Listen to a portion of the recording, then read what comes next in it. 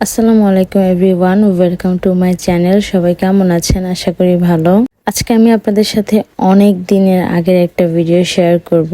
আর এই ভিডিওগুলি হচ্ছে যখন আন্দোলন চলতেছিল এর মাঝের ভিডিও। আসলে কোটা আন্দোলনের সময় যখন কারফিউ দেওয়া হয়েছিল আর মাঝখানে যখন কারফিউটা শিথিল করা হতো, এর মধ্যে একদিন মানে 23 তারিখ রাতে হচ্ছে আমরা সবাই চট্টগ্রামে চলে যাই। আমরা সবাই ইমার্জেন্সি ভাবে চট্টগ্রামে কেন গিয়েছিলাম সেটা আপনারা আমার শপিং ব্লগ দেখে অনেকটা গেস করতে পারছেন, তারপর আমি বলে দিব।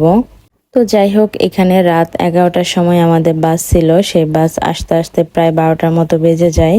আর গাড়িটার কথা কি বলবো, গাড়িটা এত পরিমাণে বাজে ছিল, আমরা সবাই লাস্টের সিট পাইছিলাম কারণ সিট পাওয়াই যাচ্ছিল না। আর তখন কিন্তু বাহিরে বৃষ্টিও পড়তেছিল, আপনারা আমার ভিডিওটা দেখলে বুঝতে পারবেন। তো এরপর প্রায় 12টা 10 আমাদের বাসটা ছাড়লো। আর এখানে আমরা সামনে বসেছিলাম, আম্মুরা আমাদের পিছনে ছিল। যেহেতু সেই দিনের ওয়েদারটা একটু ঠান্ডা ঠান্ডা ছিল আর বাহিরের পরিবেশটা দেখে ভালো লাগতেছে, এই জন্য আমি একটু বাহিরে ভিডিও ক্যাপচার করলাম। আর রাস্তার মধ্যে বাংলাদেশের উন্নয়নের অনেক পরিকল্পনা দেখতেছিলাম, দেখে যা ভালো লাগতেছে। সত্যি কথা বলতে আমাদের দেশটা কিন্তু অনেক বেশি উন্নত করতেছে ধীরে ধীরে। ইনশাল্লাহ খুব তাড়াতাড়ি আরো বেশি উন্নত হয়ে যাবে। আমাদের কিন্তু ওই দিন বাসে অনেক বেশি সমস্যা পোহাতে হয়, সেগুলো আমি একটু পরে শেয়ার করব। যেহেতু কারফিউ শিথিল করার পর সেদিন প্রথম গাড়ি চলছিল, তাই আর কুমিল্লায় কোনো রেস্টুরেন্ট খোলা ছিল না। অবশেষে ভোর 4টার সময় আমাদেরকে একটা হোটেলের সামনে নামানো হয় এবং আমরা এখান থেকে একটু ফ্রেশ হয়ে নিই। আর এখানে আমি চাঁদের একটু ভিডিও করতেছিলাম। চাঁদটা মাশাআল্লাহ অনেক বেশি সুন্দর ছিল। সত্যি কথা, আমার চাঁদ দেখতে অনেক বেশি ভালো লাগে। তো আপনাদের কাদের কাদের চাঁদ দেখতে ভালো লাগে অবশ্যই কমেন্টস করে জানাবেন। কেমন লাগতেছে তোমার?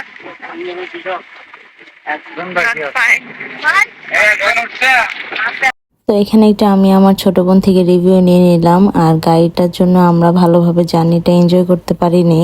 প্রথমত আমরা সবাই শেষের দিকে সিট পেয়েছিলাম, আর শেষে বসলে তো অনেক বেশি ঝাঁকুনি খেতে হয়, এটা আপনারা সবাই জানেন। তার উপর বাহিরে বৃষ্টি পড়তেছিল, সে বৃষ্টির পানিগুলি ফোঁটা ফোঁটা হয়ে আসতেছিল, জানালাও প্রপারলি খুলে রাখতে পারতেছিলাম না। তো এখন প্রায় 4:30টার মতো বাজতেছিল। আমি একটু বাহিরে ওয়েদারটা শেয়ার করলাম। আর আস্তে আস্তে সকাল হয়ে যাচ্ছে। জানি না কিভাবে একটি গভীর রাত পেরিয়ে সকালটা আসে, এটা সত্যি একটা ভাবার বিষয়।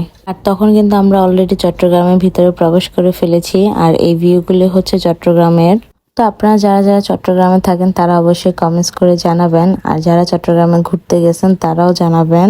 তো যাই হোক, আমরা প্রায় কাছাকাছি চলে আসলাম। আর চট্টগ্রামে কেন আসলাম সেটা একটু শেয়ার করি। আপনারা নিশ্চয়ই জানেন যে আমার কাজিনের বিয়ে 26 তারিখে, কিন্তু এখন ওর বিয়েটা করা হয়েছে 27 তারিখে। যেহেতু ওর বিয়ের আগে কিছু প্রোগ্রাম ছিল, তাই ওই প্রোগ্রামগুলিতে অ্যাটেন্ড করার জন্য আমরা চট্টগ্রামে আসি। আর আরেকটা বিষয় হচ্ছে, আমার কাজিনের সাথে আমার একদম ফ্রেন্ডলি সম্পর্ক, তাই আমি বা আমার ফ্যামিলি যদি না আসতাম তাহলে ও অনেক বেশি মন খারাপ করতো। তাই আমরা এত কষ্ট করে এত বাধা অতিক্রম করে অবশেষে আসলাম চট্টগ্রামে। তো আমাদের বাস থেকে নামতে নামতে প্রায় 6:30টার মতো বেজে যায়। এরপর বাসায় এসে কিছুক্ষণ রেস্ট করি।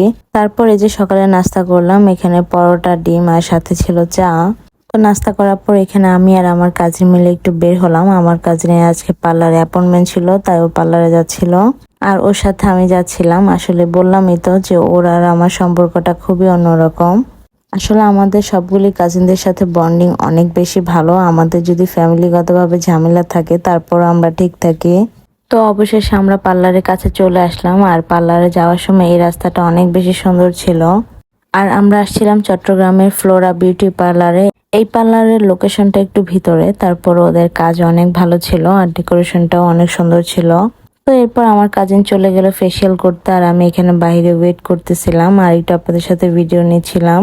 তো বেশিক্ষণ লাগেনি, প্রায় 1 ঘন্টারও কম সময়ের মধ্যে আমার কাজিনের কাজ শেষ হয়ে যায়। এরপর আমরা আবার বাসার দিকে রওনা দিই, কারণ বাসায় যাওয়ার পরও আমাদের অনেক কাজ আছে। আজকে আমাদের মেহেদি প্রোগ্রাম আছে। তো বাসায় আসার পর আমি ফ্রেশ হয়ে খাওয়া দাওয়া করে একটু রেডি হয়ে নিলাম। এরপর হচ্ছে এখানে একটু ডালা সাজাচ্ছি। যেহেতু আজকে মেহেদি নাইট, তাই মেহেদিগুলোকে একটু সুন্দরভাবে ডেকোরেশন করার জন্য এই পদ্ধতি। আপনারা জানাতে পারেন ডেকোরেশনের এরকম আইডিয়াটা কেমন হয়েছে। আমার কাছে তো অনেক বেশি ভালো লেগেছে, আপনাদের কাছে কেমন লাগছে তা জানাবেন।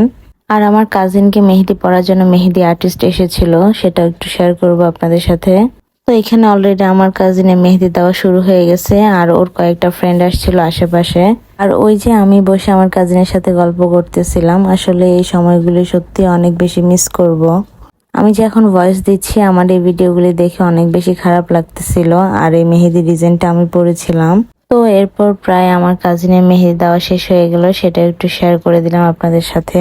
অ্যাকচুয়ালি মেহেদি আর মেহেদি আর্টিস্টটা জানি কোন পেজে, সেটা আমার এখন মনে পড়তেছে না। ইনশাল্লাহ যদি মনে পড়ে অবশ্যই নেক্সট ভিডিওতে বলে দিব। তো আমার আর ওইদিকে থাকতে ভালো লাগতেছিল না, তাই একটু বারান্দার দিকে আসলাম আর বাহিরের পরিবেশটা একটু দেখতেছিলাম। সত্যি বাহির থেকে বাংলাদেশটা কত বেশি সুন্দর, যারা বাংলাদেশ ঘুরেছে তারাই জানে বাংলাদেশ কত বেশি সুন্দর। তো মেহেদি দেওয়া শেষ করে ফটোগ্রাফ শেষ করে আমরা বাসায় আসলাম, আর এখানে বাসায় আসার পর সবার সাথে ভাবলাম কিছু ছবি তুলি। কিন্তু এখানে আমার চাচা চাচি আম্মু আব্বু সবাই অনেক বেশি ইমোশনাল হয়ে যায় আমার কাজিনের কান্না দেখে।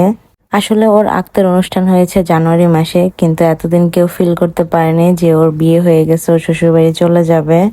কিন্তু যেহেতু এখন ও শ্বশুরবাড়ি চলে যাবে, তাই সবাই অনেক বেশি ইমোশনাল হয়ে গেছে। আমার চাচা চাচির মুখ দেখে আপনারা নিশ্চয়ই বুঝতে পারতেছেন। তো আমরা মেহেদির অনুষ্ঠান শেষ করে একটু নিচে আসলাম হাঁটার জন্য, আর একটু ইম্পর্টেন্ট কাজ ছিল। তারপর আমরা এখানে ফুচকা খাচ্ছিলাম সবাই মিলে। আর এই তো আমি আমার কাজিনের সাথে একটু ভিডিও মেক করতেছিলাম। অ্যাকচুয়ালি জানি না বিয়ের পর নাকি মানুষ চেঞ্জ হয়ে যায়, দোয়া করবো যেন চেঞ্জ না হয়। তো এই ভিডিওটা ছিল প্রায় রাতের 2টার ভিডিও। আমি যেহেতু এক হাতে মেহেদি দিচ্ছি আরেক হাতে দিই নেই, তাই এখানে আরেক হাতে মেহেদি দিয়ে দিচ্ছিল আমার ছোট বোন। যাই হোক, আজকে আমি আপনাদের সাথে আমাদের ট্যুর ব্লগ এবং মেহেদির ব্লগটা শেয়ার করেছি। সামনে আরো অনেক সুন্দর সুন্দর ব্লগ আসতেছে, আমার সাথেই থাকবেন। সবাই সুস্থ থাকবেন, ভালো থাকবেন। আল্লাহ হাফেজ, আসসালামু আলাইকুম।